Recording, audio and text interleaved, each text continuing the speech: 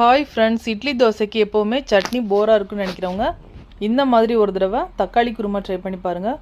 சுட சுட 10 இட்லி கூட அசால்ட்டாக உள்ளே போகும். எப்படி செய்கிறதுன்னு பார்க்கலாம். இப்போது 5 தக்காளியை கட் பண்ணிவிட்டு சேர்த்துக்கோங்க. 1 ஸ்பூன் கசகசா, சோம்பு, கல்பாசி, 2 ஏலக்காய், 1/4 கப் தேங்காய், 2 பச்சை மிளகாய், கூடவே இஞ்சி பூண்டு, 2 ஸ்பூன் அளவுக்கு பொட்டுக்கடலை சேர்த்து நல்லா அரைச்சி எடுத்துக்கலாம்.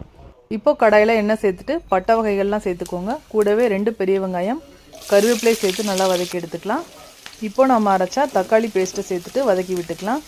கூடவே காரத்துக்காக 1 ஸ்பூன் குழம்பு மிளகாய்த்தூள், 1 spoon chilli powder, 1/2 spoon garam masala, 1/4 teaspoon மஞ்சத்தூள் சேர்த்துட்டு இது நல்லா மிக்ஸ் பண்ணி விட்டுக்கலாம்.